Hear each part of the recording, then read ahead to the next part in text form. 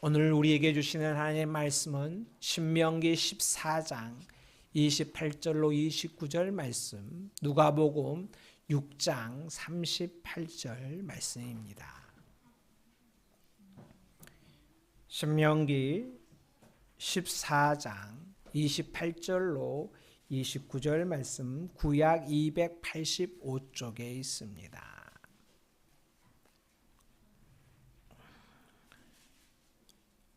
우리 함께 읽습니다.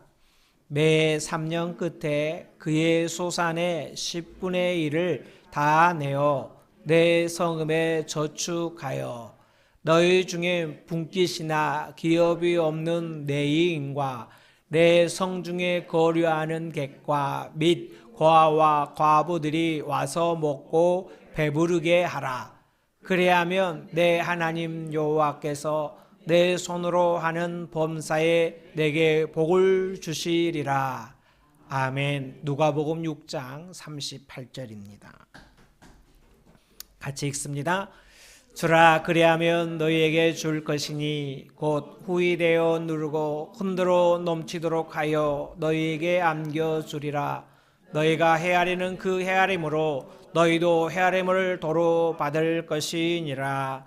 아멘. 금방 제가 광고에 있듯이 지난주에 저희가 부활주일 감사헌금을 99만 원을 했습니다. 우리 교회 규모치고는 엄청 많이 한 겁니다. 헌금을 너무 많이 해서 제가 이제 고민에 빠졌습니다.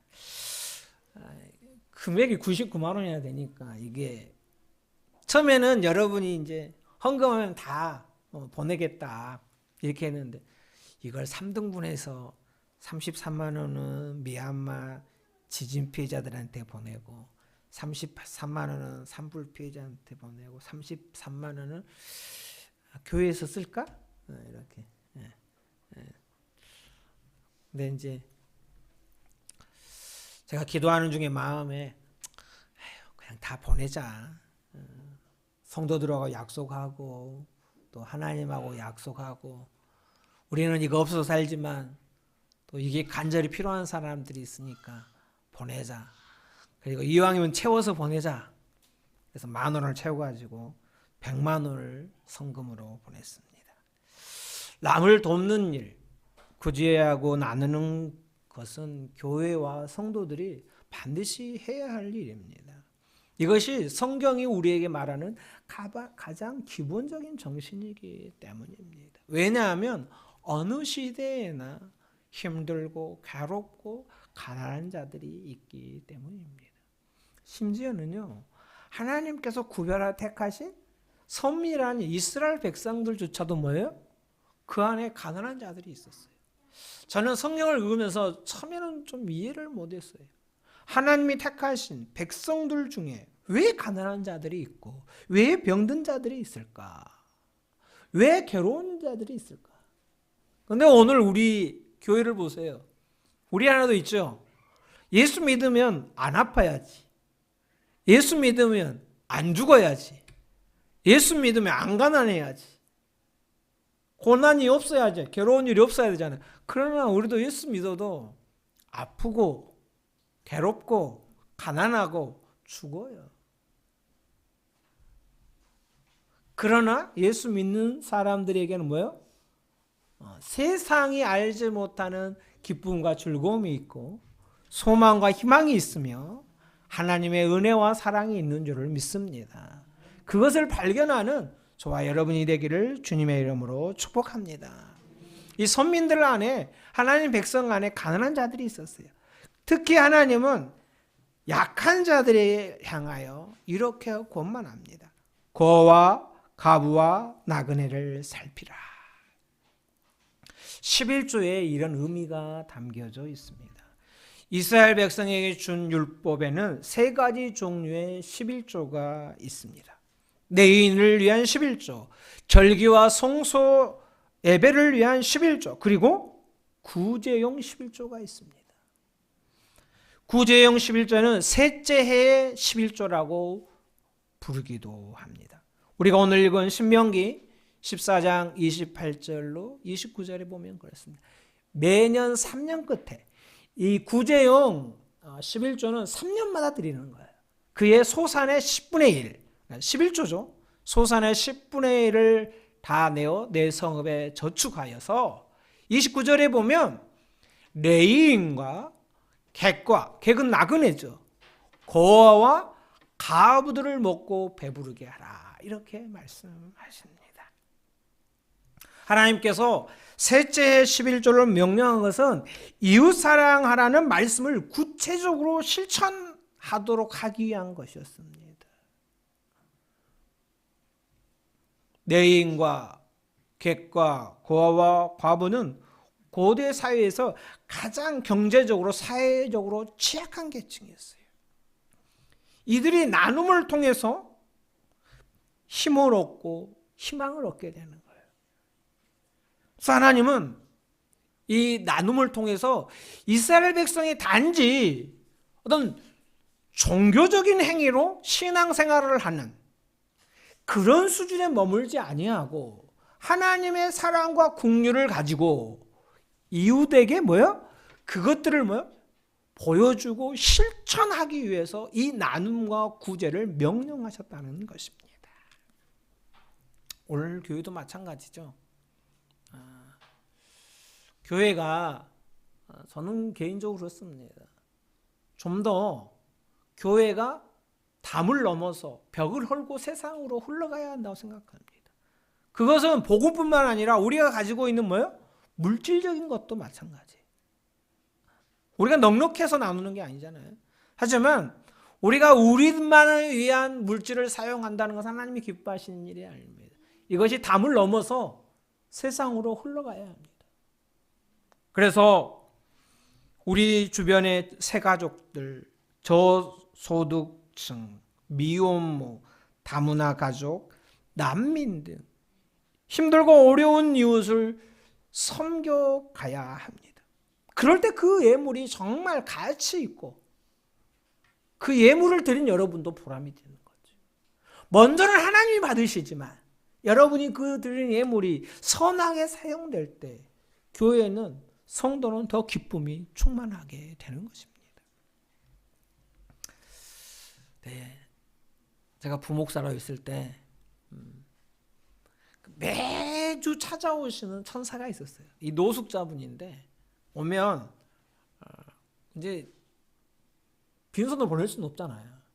그래서 저는 상당히 돕는데 후한 편입니다. 거의 10,000원씩을 줍니다. 근데 교회들마다 다 사정이 다르거든요. 그런데 어느 날 이제 제가 이제 교회 사무실에 있는데 그분이 찾아오셨어요. 근데 몇 사람이 같이 있었거든요. 근데 그 천사, 노숙인을 잘 아는 사람이 그날 거기에 계신 거예요. 목사님, 저 사람 자주 옵니까? 매주 옵니다. 근데 목사님 그렇게 큰 돈을 주십니까? 지금부터 20년 전이니까 10,000원 큰 돈이었네요. 지금은 50,000원 정도 되겠네. 그래서 도움을 원하니까 제가 도움을 드리는 거라. 목사님, 저 사람 돈 주면 안 됩니다. 저 사람 돈 생기면 가서 뭐 하는지 아십니까? 가서 술 마셔요. 그런 사람에게 계속 도움을 주면 되겠습니까? 실상 우리 이제 목회 현장에는 이런 고민거들이 참 많이 있어요. 이 문제를 어떻게 풀어야 될까? 이 문제의 답이 뭘까? 이렇게 고민하고 생각하고 기도하면서 묵상하는 일들이 여러 가지 있지요. 그리고 이제 그것만 가지고는 어려울 수 있으니까 또 목사님들끼리 모여서 이런 부분에 대해서 이야기를 심도 있게 나눠요. 그리고 결론이 나는 것도 있지만 결론이 안 나는 것도 있어요. 그러면 이제 더 고민하고 더 생각하고 묵상하는 거죠. 며칠 전에도 목사님들이 모여서 이 구제에 대한 이야기가 나온 거야. 여러분, 구제에 대해서 굉장히 불편해하는 목사님들이 계십니다. 이건 좋은 방법이 아니다. 남을 돕는 것은.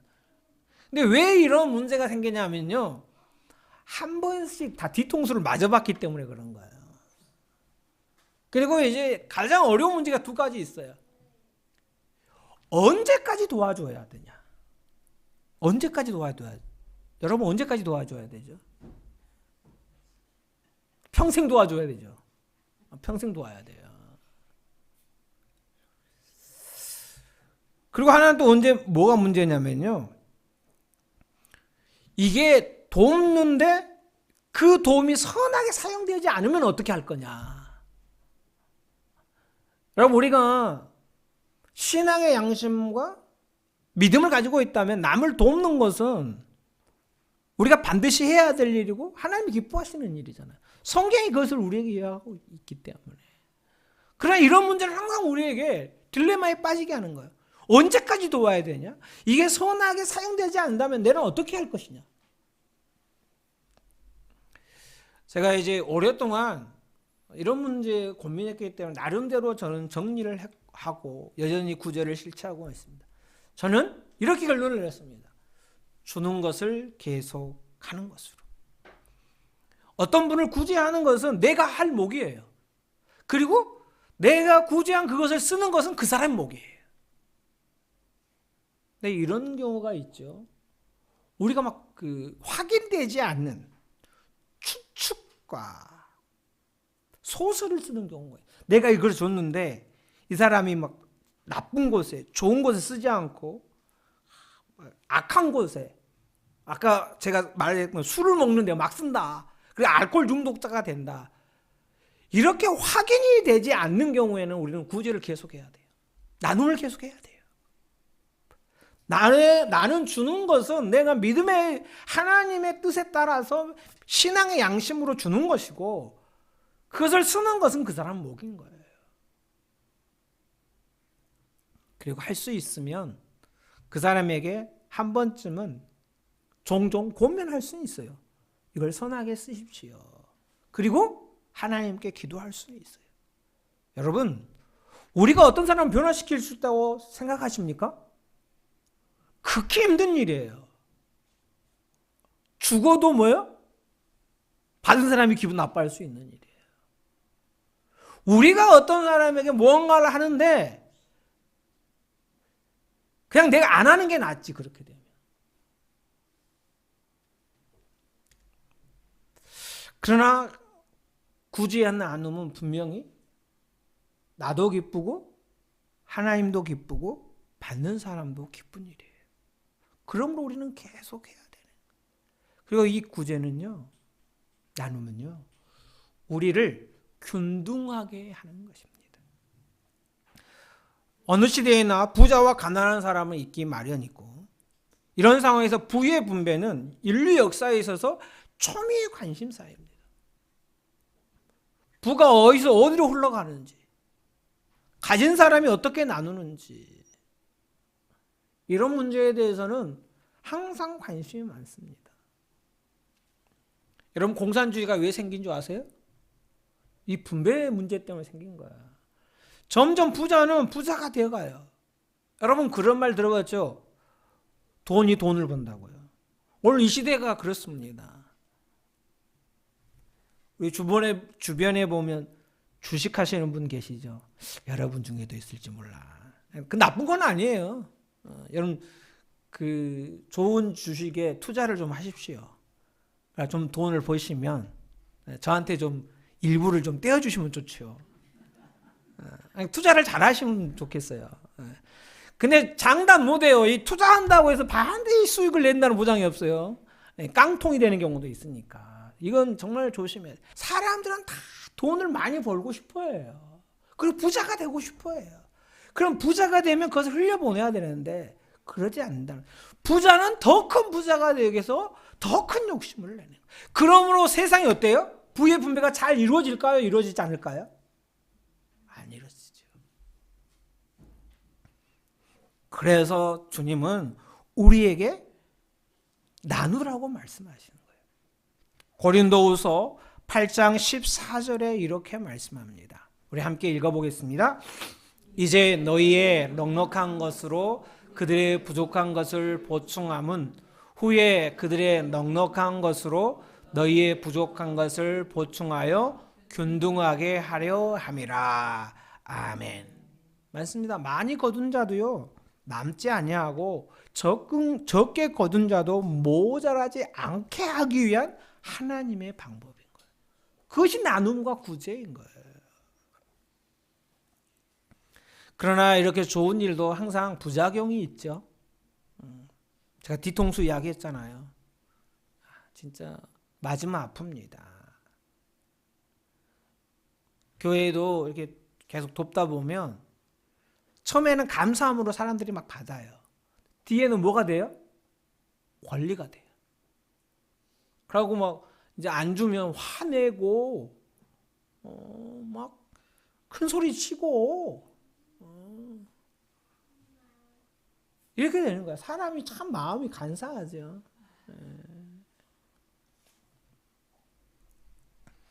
그래서 상처를 받기도 하고 기분이 상하기도 해요. 심지어는요, 구제와 나눔 때문에 시험에 들어서 믿음을 떠나는 사람들도 생겨요. 저도 인생 한 편을 아는 이제 어떨 때는 막 화가 납니다. 죽어도 화가 나는 거야. 내가 호구처럼 당했다 이런 생각이 들 때 있잖아요. 여러분도 그런 적이 혹시 있을지 몰라요. 성령 충만했던 초대 교회도 그랬어요. 예루살렘 교회가 성령 충만했는데 이제 구제를 했어요. 구제를 했는데 구제하다 보면 빠지는 사람이 있죠. 그럼 그 사람이 어때요? 기분이 좋을까요? 나쁠까요? 좋다고 하시는 분은 굉장히 믿음이 좋거나 아주 아름다운 영혼입니다. 근데 저도 그러더라고요. 다 주는데 나만 안 주면 진짜 기분이 나빠요. 제가 예전에 종종 이런 이야기 했잖아요. 모시고 있던 목사님. 그 하찮은 호박나무라도 기분 나쁘다 그랬어요. 그래요. 나만 안 주면 나는 기분 나쁜 거예요. 근데 초대교회가 그랬어요. 성령 충만하고 믿음 충만하고 그리고 모든 것을 나누었던 그 교회조차도 구제에 빠지니까 문제가 생기잖아요. 문제가 생기면 그만해야 될까요? 우리도 나누고 구제하는데 문제가 생겼어. 시험에 들었어. 내가 상처를 입었어. 그만해야 될까요? 근데 초대교회는 그러지 않았다는 거죠. 그걸 개선한 거예요.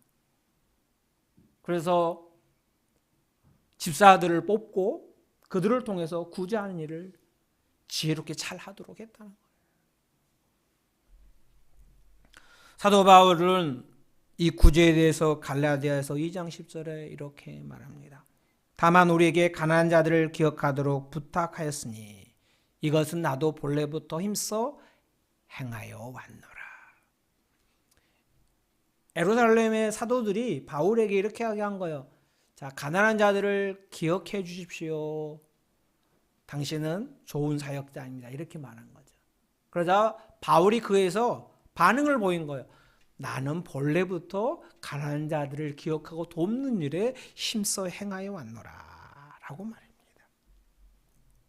구제와 나눔은 교회가 가진 사명 중에 하나이고 교회가 가진 사명이니 성도가 해야 할 사명입니다. 그리고 이것은 지속적으로 실천해야 될 일이라는 거죠. 사도행전 20장 35절에도 이렇게 말씀합니다. 우리 함께 읽어보겠습니다.